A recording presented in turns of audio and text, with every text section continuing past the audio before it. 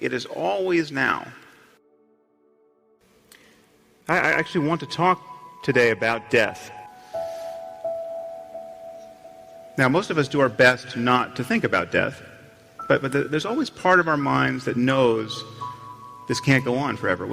Part of us always knows that we're just a doctor's visit away or a phone call away from being starkly reminded with the fact of our own mortality, or of those closest to us. Now, I'm sure many of you in this room have experienced this in some form. You must know how uncanny it is to suddenly be thrown out of the normal course of your life and just be given the full-time job of not dying or caring for someone who is.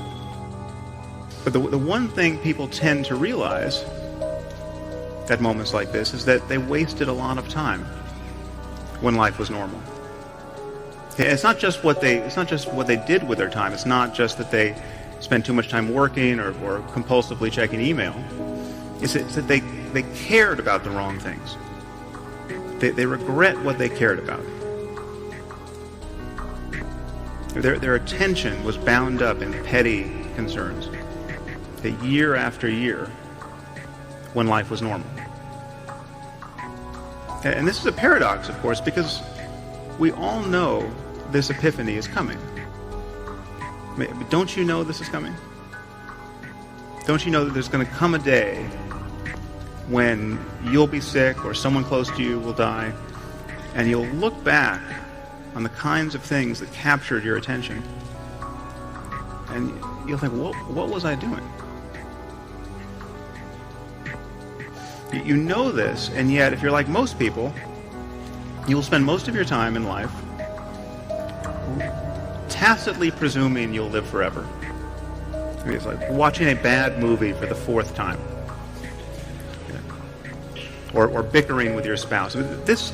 These things only make sense in light of eternity. There better be a heaven if we're going to waste our time like that. There are ways to really live in the present moment. What's the alternative? It is always now. However much you feel you may need to plan for the future, to anticipate it, to mitigate risks, the reality of your life is now.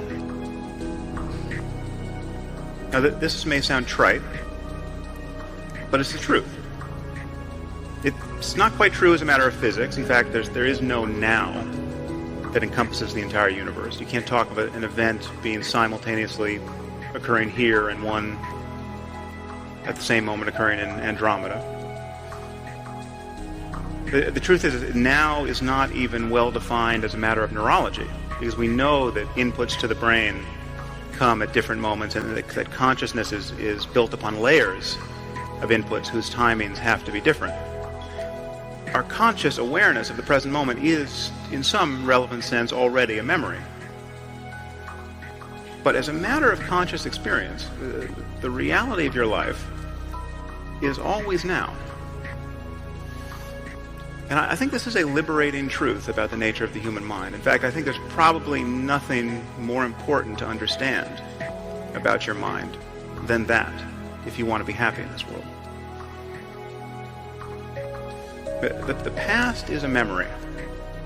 It's a thought arising in the present. The future is merely anticipated. It is another thought arising now.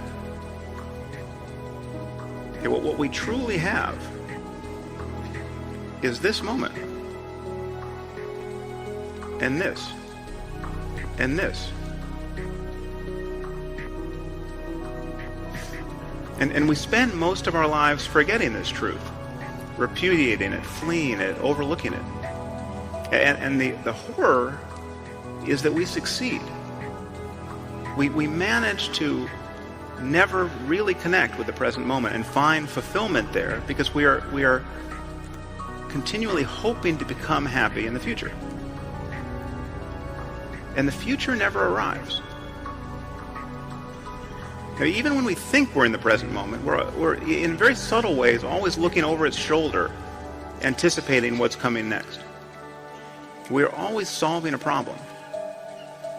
And it's possible to simply drop your problem, if only for a moment, and enjoy whatever is true of your life in the present.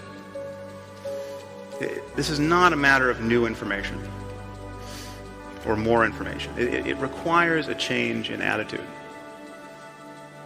It requires a change in the attentiveness you pay to your experience in the present moment.